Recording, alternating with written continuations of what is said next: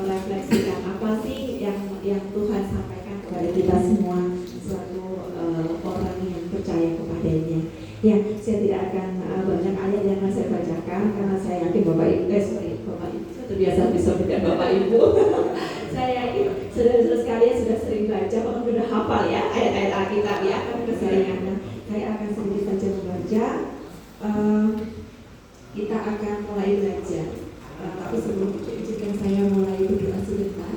Boleh? Ya, baik.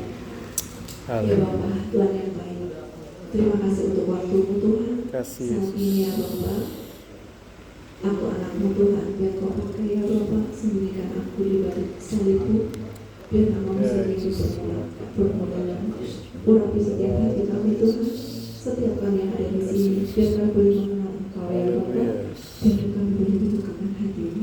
Terima kasih Bapak, terima kasih, kami sangat bersyukur dengan Engkau. Dalam nama Yesus kami berdoa. Amin.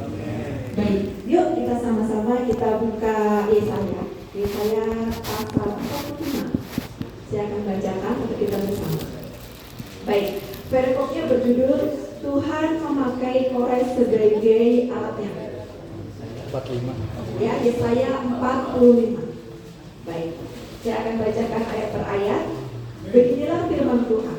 Inilah firman-Ku kepada yang Kuurapi, kepada Kores yang tangan kanannya Kupegang, supaya aku menundukkan bangsa-bangsa di depannya dan melucuti raja-raja, supaya aku membuka pintu-pintu di depannya dan supaya pintu-pintu gerbang tidak tinggal tertutup.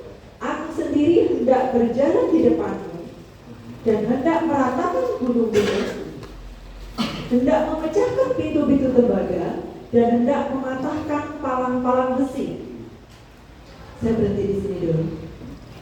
Bapak Ibu, Yesaya ini sedikit cerita. Nabi Yesaya ini adalah salah satu nabi dari kalangan atas. Beliau adalah salah satu bangsawan di masanya. Beliau itu merupakan salah satu penasihat utama raja Israel pada masa itu. Dan Nabi Yesaya ini adalah masih sepupuan dengan salah satu raja di masa itu. Nah, Yesaya ini seorang yang sangat berpendidikan, bahasanya bagus. Kalau kita baca kitab Yesaya itu kan banyak kata-kata kata kayak puitis seperti yang saya baca tadi ya, meratakan gunung-gunung, memecahkan tembok-tembok, itu kan seolah-olah kayak bahasanya filosof itu ya, gitu. Nah, ini sejarahnya beliau adalah orang yang sangat berpendidikan dan tinggal bertumbuh di keluarga yang bangsawan, kelas atas seperti itu ya. Nah, beliau dipanggil Tuhan di masa itu di Israel dalam masa pergumulan. Pada masa itu Israel itu sempat terpecah menjadi dua karena saudara, yaitu Israel Utara dan Selatan. Nah, pada masa ini Israel Utara itu sudah dikuasai oleh bangsa Asyur. Nah, dia sedang tertekan. Nah, si Yesaya ini diperintahkan Tuhan untuk melayani di Israel Selatan, gitu. Di mana bangsa Asyur sendiri itu sedang berekspansi, pengen menguasai keseluruhan dari Israel. Nah, dalam artian sampai akhirnya Israel bagian selatan ini di bawah pemerintahan Yehuda ya, kita sebut kerajaan Yehuda pada saat itu. Dia juga sedang tertekan dalam masa-masa pengasingan, pembuangan, karena terus dipepet terus sama penjajahan pada masa itu. Nah, di masa itulah kehidupan bangsa Israel di bawah naungan Yehuda itu mulai potong-panting. Potong-panting dalam arti begini, bukan karena mereka nggak mengenal Allah, mereka tahu Allah, tapi mereka memilih untuk menyembah Allah lain. Karena apa? Dalam keputusasaan. Kita seringkali ketika dalam kondisi tidak baik-baik aja, kita menyaksikan kehadiran Tuhan nggak sih? Kalau saya sih begitu ya, sampai Tuhan ada nggak sih? Aku udah doa setiap hari, tengah malam aku bangun, aku doa lagi, nangis lagi, kok jawabannya nggak ada? Sebenarnya Tuhan tuh ada nggak sih? Benar nggak sih? Sampai kita merasa kayak gitu, ya kan? Terus ada lagi kelimpang lebih tinggi lagi, Tuhan tuh nggak adil ya? Aku udah begini, begitu, tapi kok yang aku dapat malah jauh dari apa yang aku harapkan. Itu seringkali kan ada kita. Nah, masa itu juga sebagian dari bangsa Israel juga sebagian merasa begitu, gitu ya. Jadi dia mengenal Allah, dari semula dari Musa menyelamatkan dia dari Mesir, itu kan dia sudah kenal Allahnya kok, sudah diajarin dari papahnya, neneknya bahwa Allah Israel, Allahnya Yakub, Allah yang memberkati, Allah yang membebaskan, ya kan? Gitu. Tapi sometimes ketika kita menghadapi sesuatu yang sulit, sesuatu yang gak enak, itu seringkali kita menyaksikan adanya Tuhan. Karena kita sadar ada Tuhan, tapi menyaksikan Tuhan sayang gak sih sama aku? Tuhan masih lihat aku gak sih? Ya gak sih? Karena apa? Kita tuh kan, mohon maaf ya, bukan mengecilkan apa, tapi kita berada di mata Tuhan. Tapi kalau kita secara analogi manusia, kita cuma segelintir debu. Dari sekian puluh ribu miliar manusia yang ada di bumi ini, kita ada di sini. Ada saya, Lia. Ada sih yang kenal Lia. Siapa sih Lia? Kan itu gitu ya. Nah, dalam saya ini di masa-masanya itu, ini saya mencoba menguatkan umat pada saat itu, bahwasanya masih ada Tuhan di sana, gitu.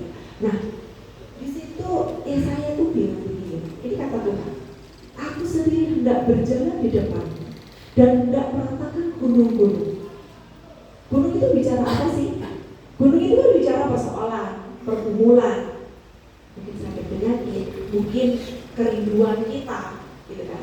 Tuhan berjalan di depan, aku akan meratakan itu, segala penghalang, segala hal yang membuat kamu tidak melihat Allah kan adanya gunung yang besar di depanmu. Tuhan janji begitu. Aku akan meratakan. Kan kita tahu Tuhan kita penuh kasih, nggak ada yang nggak tahu lah. Dan kita penuh kasih. Nah kita dengan Yesaya ini kita diingatkan, aku tetap Allah yang mengasihimu. Walaupun pada masa itu umat Israel itu bukan umat yang lagi taat-taatnya, lagi sayang-sayang sama Tuhan, lagi taat semuanya hal yang di Tuhan mau itu dilakukan. Bahkan ada hal-hal yang dia menyembah berhala. Itu kan bukan hati Tuhan, kita pasti tahu semua. Itu hal yang paling melukai hati Tuhan. Dia lakukan itu pada masa itu. Dan Tuhan kirimkan ayat atau firman ini melalui hambanya pada saat umatnya bagi berbelok, tidak mau kenal dia gitu, menyembah Allah lain, menyembah Allah lain gitu. Nah, dia ingatkan, aku biarpun kamu kayak gitu, aku tetap berjanji, aku akan meratakan gunung-gunung di depanmu. Bicara situ ya. Terus kemudian ayat selanjutnya, aku akan hendak memecahkan pintu-pintu tembaga dan hendak mematahkan palang-palang besi. Ya jujur ya, maaf ya Bapak Ibu ya, ini adalah the first time experience saya datang ke lapas. Jadi, saya tahu lapas itu dari televisi ya Bapak Ibu ya. Jadi saya agak nervous karena kan kalau di televisi itu kayaknya menyeramkan gitu. Tapi saya lihat puji Tuhan, indah banget di sini. Haleluya. Kasih Kristus di setiap senyum Bapak Ibu, di setiap senyum Bapak-bapak sekalian gitu. Sangat kayak pertama tuh kayak, saya bilang sama Ibu juga datang, kok saya nervous ya gitu. Bukan nervous apa, karena yang saya orang awam melihat lapas itu kan sesuatu yang mencekam gitu ya, gitu. Ternyata kok bagus banget gitu.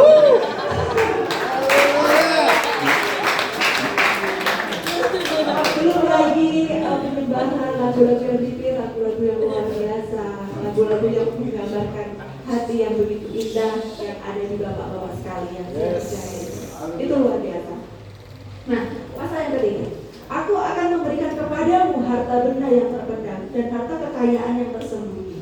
Nah, ini bicara apa? Setelah semua masalahmu Tuhan cari jalan, dikasih bonus pula. Aku akan memberikanmu harta yang terpendam. Harta terpendam itu apa jadi? Soalnya saya orang Jawa, jadi kecampur-campur gitu. Jadi harta terpendam itu apa? Sesuatu yang tidak pernah kita lihat, sesuatu yang tidak pernah kita pikirkan, tapi Tuhan tunjukkan. Bukan hanya tunjukkan, bahkan nanti di ayat selanjutnya akan memberikan harta yang tersembunyi. Misalkan contoh bapak-bapak pengen dong, nanti saya keluar dari sini pengennya dijemput sama Pak Jero Sport. Di sana ada keluarga yang paling saya kasih menjemput saya. Itu kan sesuatu yang memang sudah kita lihat, sesuatu yang sudah pernah bisa kita bayangkan gitu. Nah, ini Tuhan janjikan tuh lebih dari itu. Yaitu sesuatu harta terpendam, harta kekayaan yang tersembunyi. Artinya sesuatu yang mungkin tidak pernah bayangkan, tapi Tuhan sudah siapkan. Itu apa nggak cinta Tuhan sama kita? Cinta loh ya, cinta loh pasti. Masa iya sih nggak cinta kayak gitu? Pasti cinta kan kayak gitu ya. Tetapi saya lanjutkan membaca. Supaya engkau tahu bahwa akulah Tuhan Allah Israel. Ketika saya baca firman ini, saya kayak ngomong gitu. Ternyata ketika kita dipulihkan sama Tuhan, jalan kita dibukakan, kita dikasih kado sesuatu yang mungkin tidak kita pikirkan. Ada misi, ada pesan Tuhan di sana, ada kerinduan Tuhan yang ingin kita lakukan. Apa itu? Supaya engkau tahu, supaya engkau, Anda dan saya tahu bahwa akulah Tuhan Allah Israel. Amen. Jadi Tuhan menunjukkan saya itu Tuhan, itu bukan dengan menghukum Anda dan saya ternyata, tapi dengan memberkatimu dan saya. Ini janji Tuhan. Jadi kalau kita lihat Tuhan itu sosok yang besi misalkan, dia buktinya ada neraka misalkan kayak gitu ya. Tapi ingat Tuhan itu Allah yang adil loh. Bukan hanya yang penuh kasih, tapi beliau adalah Allah yang adil. Tetapi ingat ayat ini. Setelah kita ada pergumulan, ada masalah, pada saat kita berdosa, saat kita belum lepas loh dari dosa itu, boro-boro kalau bapak-bapak tadi kan, Tuhan aku ingin dekat denganmu, aku ingin melekat denganmu, aku ingin mengenalmu lebih. Tadi kan puji-pujiannya seperti itu. Loh, ini Israel belum di titik itu loh. Israel di titik dia nyembah berhala loh. Tapi Tuhan melalui hamba-Nya sampaikan ini, loh, kita aja kalau punya pasangan selingkuh bisa nggak kita masih I love you, bisa nggak kayak gitu? Oh bisa? Wah luar biasa, hatinya besar, luar biasa. Kalau kita selingkuh juga bisa. Kalau kita selingkuh juga kan. Tapi di sini saya mau menyampaikan bahwa ketika kita tidak mengasihi Tuhan pun, Tuhan sudah menyediakan solusi yang dimana. Amin. Amin. Amin. Nah, tetapi ingat yang ayat terakhir yang saya baca tadi ya, yang 3b. Agar engkau, Anda dan saya mengenal aku adalah Allah Israel. Biar kita tuh nggak overthinking lah kalau orang anak muda sekarang bilang. Biar kita tuh, Tuhan itu nggak sayang aku. Aku udah nggak punya Tuhan kayaknya. Tuhan udah nggak perhatiin aku. Biar kita tuh nggak kayak gitu. Ketika kita dikasih jalan keluar, kita diberkati, bahkan sesuatu yang tidak pernah kita pikirkan sekalipun, Tuhan maunya kita tahu Dialah Allah kita. Ya, terus saya bilang tadi, oleh karena hambaku Yakub dan Israel pilihanku, maka aku memanggil engkau dengan namamu. Memanggil engkau dengan namamu. Mohon maaf ya Bapak, tadi saya ingin menyebutkan saudara kita yang mau keluar aja, saya masih lupa namanya siapa. Kabar saya tadi nyimak banget loh, pengen tahu namanya kan gitu. Tetapi lihat benar, lihat ayat ini berbicara apa. Ayat ini berbicara gini, maka aku memanggil engkau dengan namamu, menggelari engkau sekalipun engkau tidak mengenal aku. Coba orang Bali bilang begitu. Saya nggak baca surat ini tuh saya kayak saya Tuhan. Saat Tuhan tidak mengenal saya, Dia tahu nama saya. Dan kalau tahu nama kan berarti kan nama Bapak. Ya loh, sudah. Ya, kalau karena nama mungkin tahu namanya loh. Nah ini loh, kita yang cuek-cuek bebek, suka-suka kita, Tuhan mau memanggil kita, memanggil namamu. Tapi saya yang memanggil Bapak-Bapak sekalian, artinya apa? Tanpa kita sadari, Tuhan itu mengenal kita.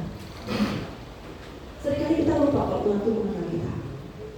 Kenapa kita bisa lupa? Ya kita kan kadang-kadang lari dari Tuhan, kadang-kadang putus asa. Itu adalah bukti bahwasanya kita nggak yakin betul Tuhan mengenal kita. Itu kasih Tuhan tuh kayak gitu loh, saudara-saudara. Aku memanggil engkau dengan namamu. Artinya beliau dekat banget dengan kita, sangat dekat, mengenal engkau dari hatimu paling dalam.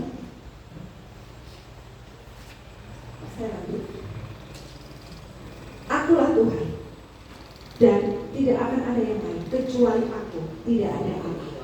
Aku telah mempersenjatai engkau sekalipun engkau tidak mengenal aku. Loh, setelah dipanggil namanya, ditambahin lagi, dikasih senjata loh, saudara-saudara. Jadi kita atas apa langkah kita ke depan, Tuhan sudah persiapkan. Kamu tuh butuh apa? Kita kan nggak minta orang kita yang merasa dikenal kok, buru-buru minta. Orang kenal aja enggak. Masa mau, aku minta sesuatu kepada orang asing yang kita nggak kenal, kan nggak mungkin loh. Nah ini kita loh nggak kenal dia. Pada saat kita tidak kenal dia memanggil kita dengan nama kita, itu adalah konteks beliau mengenal kita dengan dekat. Dan ini belum tahu loh apakah dipanggil itu terus, hei ya, hai Tuhan, itu kan respon positif ya. Jadi kalau dipanggil, hei ya, aku nggak dengar Tuhan. Bisa jadi begitu loh. Loh, tetapi apa kata Tuhan? Aku akan memperlengkapi engkau dengan senjata. Loh, kita belum bilang yes aja, Tuhan udah siapkan apa yang kita perlukan ke depan. Maka saudara saya sangat bahagia yang mau keluar, dia percaya Tuhan memperlengkapimu dengan senjata. Senjata apa? Senjata yang kamu perlukan yang Allah lebih tahu bahkan dari dirimu sendiri. Saya percaya, sangat percaya. Nah, jadi ketika ayat ini mau saya sampaikan, jadi sebenarnya dari beberapa minggu ini kan saya diminta untuk membagikan sharing ibu ya. Cuma kok saya memang dalam pergumulan 3 bulan terakhir itu saya dalam pergumulan yang sangat, buat saya sih cukup apa ya, merisaukan hati saya, gitu lah. Jadi saya tuh nangis gitu loh. Karena kita sudah melakukan apa yang rasa-rasanya yang Tuhan mau deh. Bukan sengaja, saya itu harusnya nggak boleh minum gula karena saya diabetes, tapi saya coba dikit lah. Bukan kayak gitu loh. Saya udah tahu nggak boleh minum gula, oke aku menjauhi gula. Bahkan makanan-makanan saya takar berapa gram per hari, misal itu. Kita udah lakukan itu. Tapi kok yo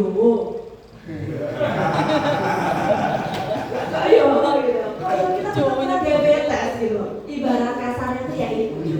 Nah, hari-hari ini saya mengalami itu. Tapi hari-hari ini juga saya diingatkan sama ayat ini. Jadi ketika kita merasa bahwa Tuhan gak kenal kita, gak sayang kita, melupakan kita, Tuhan katakan ayat ini. Loh, saat kamu meninggalkan saya saja, aku memperhatikanmu, menyiapkan segala sesuatu yang kamu perlukan. Amen. Apalagi kamu yang selalu mundur-mundur, Tuhan selamat pagi, Tuhan aku mau jalan, tolong dong tuntun aku, gitu. Ya iya kan? Mungkin kita ngalamin gitu ya Bapak ya. Kadang-kadang kita udah merasa lebih bener, tetap aja oh yo gitu. Karena dia mau saya yang kena hukuman misalkan kayak gitu. Itu sakit loh. Sakit banget. Untuk bisa nanti gimana Tuhan terserah engkau. Itu perlu pergumulan yang panjang, gak bisa sejam aja. Saya perlu berminggu-minggu untuk bilang begitu. Saya diingatkan sama kisahnya. Ingat ya, pasti ingat ya, Ayub ya. Ayub itu kan dia saleh loh. Semua orang tahu dia itu saleh. Diberkati segala hal kehidupannya dia. Tapi di satu titik di mana iblis bilang, Tuhan, ya pantaslah dia taat sama kamu. Lalu segala sesuatu kamu kasih kok. Perlindungan sempurna, berkat semuanya, jasmani rohani semuanya, relasi semuanya Tuhan kasih. Ya pantaslah dia taat. Coba kalau berkamu diambil semua, dia masih sayang kan sama kamu? Iblis bilang gitu kan? Nah, pertama saya baca Ayub, saya berpikir, maksud Tuhan gak kenal Ayub sih? Kan dia tahu Ayub sayang sama dia. Tapi kok dia izinkan ya iblis mencobai Ayub? Pernah nanya gitu gak sih dalam hati kamu baca Ayub tuh? Ya kan? Nah saya dapat terima begini. Kadang-kadang ketika kita memilih setia pada saat kita ada pilihan untuk tidak setia, itu lebih berat. Ya, contohnya yang sekarang lagi happening di luar sana, apalah itu lagi gitu ya. Misalkan ada seorang Tuhan, saya bertahan sama pasangan saya karena anak saya banyak. Kalau saya berpisah, nanti anak saya nggak ada yang beliin susu. Ya, kan kayak gitu tuh. Terus gak apa-apa, wis aku diselingkuh tak ampuni wis gitu. Ya, tapi kan nggak ada pilihan. Nah, bayangkan ketika ternyata wanita yang diselingkuhi ini adalah wanita settle, cantik, baik, koneksinya banyak, dia nggak butuh misalkan nafkah dari pasangannya, tetapi dia ingat Tuhan dan Tuhan, aku memilih setia karena aku mengasihi. Amin. Coba rasanya beda benar? Beda tak? Yang satunya terpaksa banget, pokoknya aku setia ya karena aku butuh gitu loh. Tapi saya aku memilih untuk setia karena aku mengasihi. Tuhan pengen lihat Ayub di sini. Nah, tapi ternyata kalau kita baca kisahnya Ayub ya Bapak, dia kan sempat juga berontak loh. Tuhan apa sih? Kenapa? Aku udah hidup benar. Apa salahku? Ayo kita ayo kita hidup baru deh, ibaratnya gitu. Tunjukin salahku tuh apa? Kok aku diizinkan mengalami hal yang kayak gini? Saya nggak bisa membayangkan. Dia kehilangan semua. Bahkan satu tubuhnya pun rusak bersakit. Hanya nyawa saja yang Tuhan bilang, tapi jangan kau ambil nyawa. Cuma nyawa kok. Dan nyawa kok sakit-sakitan lo gue gak menderita lo. Ya, anak istri semuanya pergi, harta hilang, sakit penyakit. Nah, ada 3 sahabat datang seolah-olah menjadi penghibur. Tapi kalau kita baca bersama, isinya apa? Bikin tambah sakit. Kamu coba tuh introspeksi dirimu. Mungkin kamu berdosa kali dulu. Minta ampun sama Tuhan. Loh, kan kita merasa dihakimi tuh Bapak. Ya enggak, seringkali kita tuh punya teman juga gitu. Tapi Tuhan janjikan sahabat yang sejati, Roh Kudus yang tidak akan pernah melukai. Amin. Dia tidak pernah menjudge kamu orang jahat, kamu orang benar-benar. Yang dia bilang apa? Kamu disayang Tuhan. Kamu berharga.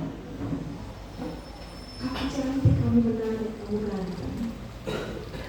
Masih ada harapan di depan. Itu kalau aku sendiri. Sampai si titik tertentu Ayub sadar. Ketika dia teriak-teriak, emang Tuhan langsung gak gitu yuk. Itu loh si iblis suruh aku cobain, aku izinkan dia cobain. Kan gak gitu. Tuhan gak merespon loh. Dia udah mulai Tuhan. Iya ya, si Ayub mulai berubah. Dia mulai gak kenal aku. Tanya-tanya lagi ngajak aku, kita ngobrol lagi. Aku salah apa? Ya gak? Dia apa ya? Iya. Tapi di mana sedikit tertentu Ayub bilang ini, Tuhan, aku ini punya lah bukan aku, bahwa aku kamu apain ya terserah. Tuhan, aku mau diberkati ya. Aku punyanya Tuhan. Aku mau dihukum di rumah kekelaman, ya aku tetap punyanya Tuhan. Lalu aku punya Tuhan, suka-suka dia tuh. Kita punya handphone, mau dibantu, mau disayang-sayang. Kan suka-suka kita punya handphone. Bisa. Itulah Tuhan turun tangan. Tapi dengan senang hati Tuhan bilang sama dia, "Oh ya, tenang toh, bener toh. Aku pantas memberkati Ayub. Emang Ayub tuh sayang banget tuh sama aku. Dia cinta banget sama aku. Kamu buat kayak gitu pun dia tetap nyembah aku. Dia tetap setia sama aku. Hah? Coba, kan? Tuhan punya kuasa. Memulihkan lebih lagi. Sejarah mencatat bahwa anak Ayub selanjutnya setelah proses itu jauh lebih ganteng, jauh lebih cantik, lebih baik. Kan anak Ayub sebelumnya suka party ya? Suka party, malah Ayub setelah bangun pagi-pagi nyiapin persembahan, takutnya anak berbuat dosa. Loh, setelah proses ini tidak diceritakan anak Ayub suka party lagi karena anak Ayub berbeda. Anak Ayub sebelumnya sudah dipanggil Tuhan. Loh, lihat loh kalian tuh. Sesuatu yang kelihatannya diambil, dirampas dari hidup kita. Ternyata harta terpendam tadi loh, Tuhan akan gantikan yang jauh lebih bagus dari apa yang kita punya. Amin. Tapi di saatnya satu pertanyaan juga, engkau kenal siapa aku? Aku dalam diri Allah. Kenal tuh dia bicara apa sih? Kenal tuh bicara dia itu siapa, sukaannya apa, maunya apa, yang tidak disukai apa? Kan gitu toh. Kalau kenal, oh ya namanya Yesus Tuhan saya. Jadi, tapi nggak tahu Tuhan tuh maunya aku ngapain sih?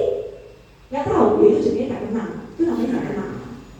Kalau kenal itu ya kayak kita sama pasangan kita lah ya, tapi pasangan kita atau anak-anak kita. Kita kan kenal dari kecil kita rawat, ya toh? Kenal tuh kayak gitu. Kalau merasa belum kenal, yo baca kenal lagi. Sebenarnya tuh dia tuh ya apa sih? Maunya apa? Kan gitu. Karakternya seperti apa? Nah, itu yang Tuhan mau. Itu yang Tuhan janjikan dari saya. Amin? Amin ya? Oke. Baik, setelah itu sampaikan lagi. Aku Tuhan tidak ada lain kecuali aku. Tidak ada Allah. Pasal kelima. Ayat yang 5. Aku telah mempersenjatai engkau sekalipun engkau tidak mengenal aku. Baik. Supaya orang tahu dari terbitnya matahari sampai terbenamnya bahwa tidak ada yang lain di luar aku. Tadi kan bicara bahwa supaya engkau tahu. Benar gak? Ayat selanjutnya Tuhan bilang apa? Supaya tuh orang tahu. Orang tahu tuh bukan berbicara kita lagi, tetapi orang lain yang kenal kita, dia juga tahu Allah kita itu siapa. Kalau saya mau memaknai ayat ini seperti itu, ya, kita harus kenal Tuhan dulu sebelum orang lain tahu Tuhan dari kita. Betul ya? Nah itu PR kita. Ya, tetapi jangan khawatir. Tuhan bilang apa tadi? Aku akan mempersenjatai engkau. Tuhan itu tahu kita banget lah. Misalkan saya kelemahannya apa, Anda kelemahannya apa. Tuhan sudah mempersiapkan senjata itu untuk apa? Untuk covering kita. Oh lihat tuh kelemahannya kalau jam 2 itu selalu ngantuk misalnya. Dikasih senjata, dikasih waker, bunyi setiap jam 2, mungkin gitu loh. Analoginya kayak gitu. Tuhan yang kenal kita. Dia mempersenjatai kita dengan segala apa adanya kita. Tujuannya untuk apa? Dari saya harus sampaikan agar kita mengenal Dia, tidak saksikan Dia, tidak ragukan kasihnya Dia, dan mulai berjalan sesuai maunya Dia. Agar apa? Agar orang tahu aku adalah Allah. Jadi hidup kita itu bukan untuk diri kita sendiri, maksudnya gitu loh. Ketika kita sudah dipulihkan, kita berharap ya, kita jadi sudah terbuka gitu loh, ya gitu. Tapi jangan khawatir. Kita itu kan hidup dengan segala kedagingan. Tuhan tahu itu, semua dari kita tuh ada kelemahannya. Jadi kadang-kadang kita jatuh, kadang-kadang kok salah. Kembali lagi, yakin Allah mengenalmu. Kalau kamu yakin Allah mengenalmu, yo balik pakai lutut, duduk lagi. Tuhan ampuni aku udah salah. Roh Kudus bantu aku biar gak jatuh lagi ke sana. Lawan dia sudah dipersenjatai kok. Ya minimal kita disenjatai dengan rasa percaya bahwa kita punya hak untuk berdoa. Tuhan izinkan kita meminta. Minimal sadari itu aja senjata kita. Senjata kita untuk ya. Kita sudah kasih senjata untuk biar kita bisa berdoa dan minta. Apa yang kau minta di dalamku? Ya tak? Kau akan memberikannya. Amin tak? Amin. Oke, baik. Jadi saya juga ini yang terakhir. Udah mulai bosan kan? Udah mulai bosan. Oke, baik. Ini ayat terakhir ya. Ayat terakhir itu ada di Matius 5 pasalnya ke-14. Matius 5 ayatnya yang ke-4, yang ke-14 ya. Saya bacakan untuk kita bersama. Kamu adalah terang dunia, dengan berkok garam dan terang dunia. Ini perumpamaan yang disampaikan Tuhan Yesus tentang fungsi kita di dunia ya. Jadi saya bacakan kembali. Kamu adalah terang dunia. Kota yang terletak di atas gunung tidak mungkin tersembunyi. Lagi pula, orang tidak menyalakan pelita lalu meletakkannya di bawah gantang, melainkan di atas kaki dia, sehingga menerangi semua orang yang di dalam rumah itu. Nah, ini di underline lagi. Maksudnya kenal orang lain tahu aku tuh ya apa gitu kan? Biar kita cerita. Amin. Amin. Kita cerita saudara, dengan caranya Tuhan, kita akan diletakkan di posisi di mana akan memberikan data untuk penerangan dan itu bisa dilihat dengan caranya Tuhan. Dan mohon maaf ya, Bapak ya, mungkin dari masih ada di sini dan kita berpikir terang buat apa orang di dalam sini, ya? Tetapi kan kita hidup sama-sama, ya dong. Betul juga kita di depan. Tuhan mau itu ada caranya Tuhan. Yang caranya gimana? Hanya Tuhan yang tahu. Bahkan kita sendiri yang suka berdoa aja kadang-kadang mereka sesuatu yang terjadi bukan yang seperti yang kita bayangkan loh. Karena Tuhan itu punya rencana yang lebih sempurna. Amin. Ketika Tuhan ingin orang tahu tentang Dia melalui hidup kita, Dia membekali terima Tuhan. Walaupun kadang perang itu nggak selalu berbeda-beda, kadang-kadang ada juga ditiup angin, busu-busu, mati si manusia. Ya dong? Udah terang, setot, terang semua adem ayam, tiba-tiba ada angin kencang bus, udah mati. Ya jadi kan Yesus aja. Ya, itu. Jadi closing ayatnya adalah ini. Saya berharap ini bisa memberkati kita bersama. Mengingat bahwa Allah itu mengenalkan dari saya. Allah merencanakan setiap yang terbaik, walaupun ketika kita melupakan. Ya tak? Saya akan tutup dengan satu kesaksian. Bapak Ibu, sorry. Bapak-bapak. Jadi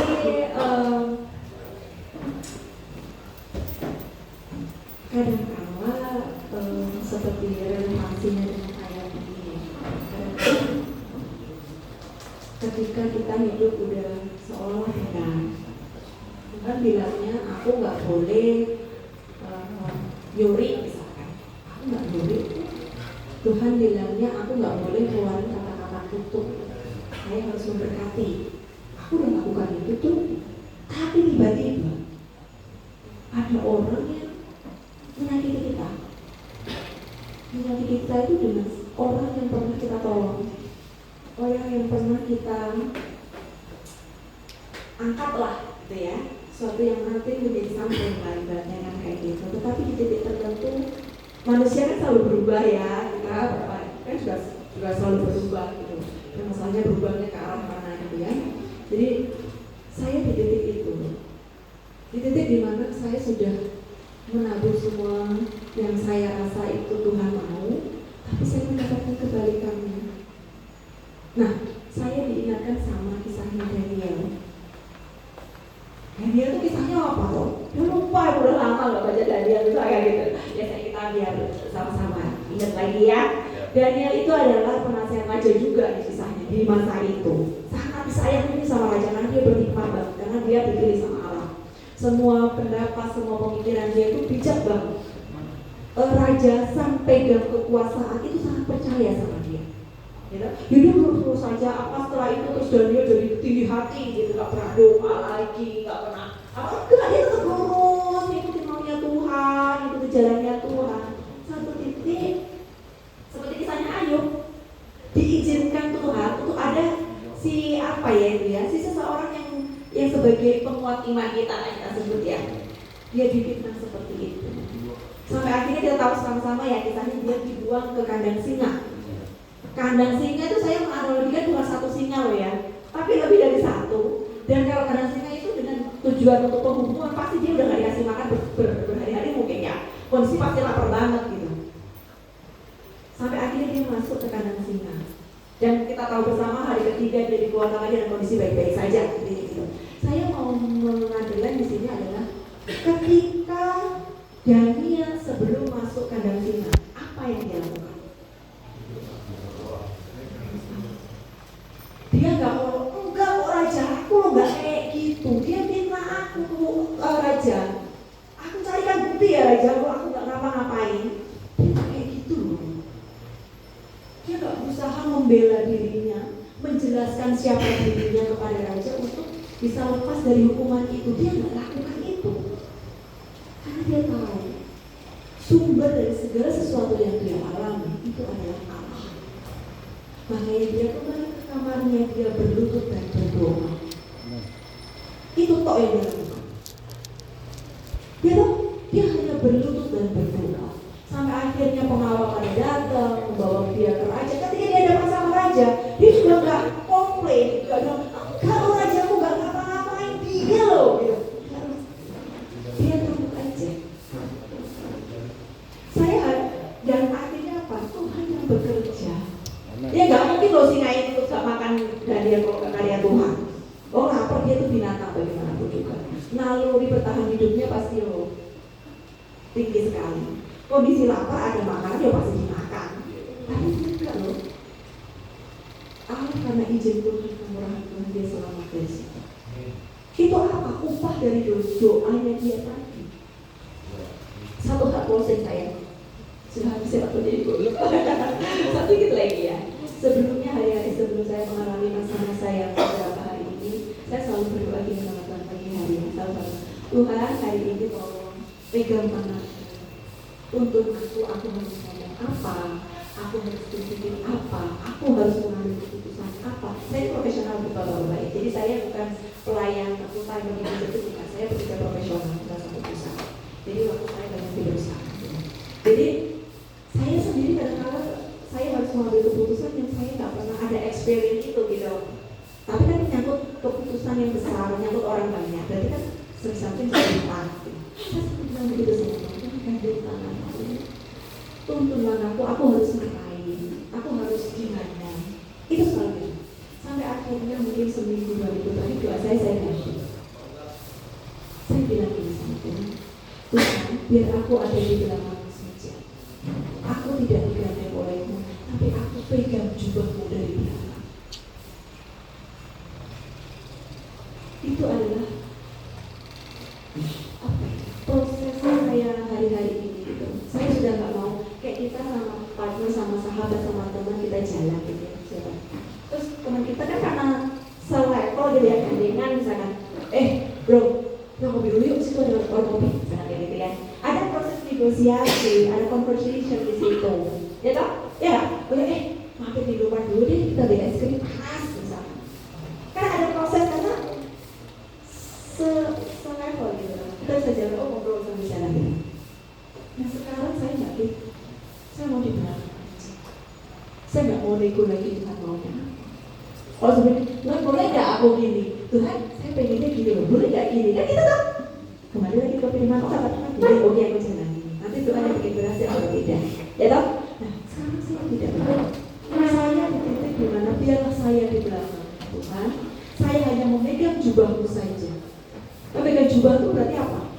Nggak ada proses negosiasi. Saya ngikut aja wes. Kemana beliau pergi, maunya apa saya ngikut. Saya nggak ada komplain, saya nggak ada apa. Pokoknya saya ngikut aja. Maunya begini, suruh begini, ya wes oke. Walaupun secara manusia khawatir. Kalau saya ikut terus gini, kalau nabrak ya kok. Tapi ingin sama ayat tadi, aku loh berjalan di depanmu, meratakan gunung-gunung itu. Sampai mungkin hari Minggu lalu saya mau sama aku imanku kok kerdil banget ya. Habis doa nangis baca firmanku, tutup Alkitab, buka mata, dan khawatir lagi. Apa yang akan terjadi nanti atau besok?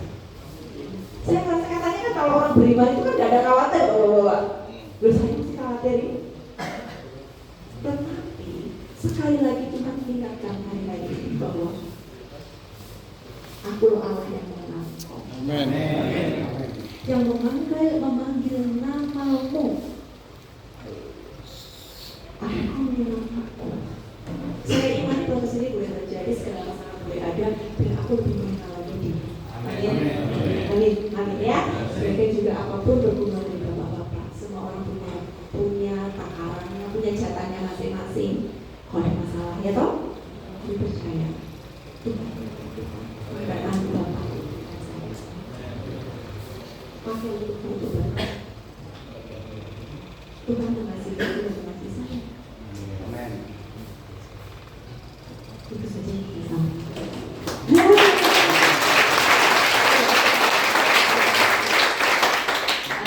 kiranya dengan Tuhan ini memberkati.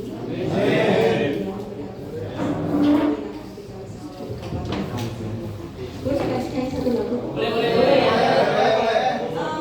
Salah satu lagu kesaksian tadi itu bagus banget. Tapi yang mana yang tetap kayaknya bagus? Boleh salah satunya lah. Yang mantap itu. Boleh yang mana aja?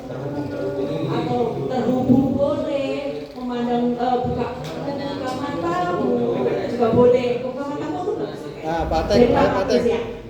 Oke, ayo Pak. Ayo kita akhiri. Habis ini ada sesi live selanjutnya ya Bu ya. Oke, baik, kita nyanyi satu lagu. Setelah itu kita akan tutup dalam doa. Oke, tidak usah berdiri, nggak apa-apa, senyaman kalian. Ini baru hari sama kalian nyamannya ya. Boleh duduk, boleh duduk, boleh berdiri, terserah. Boleh duduk.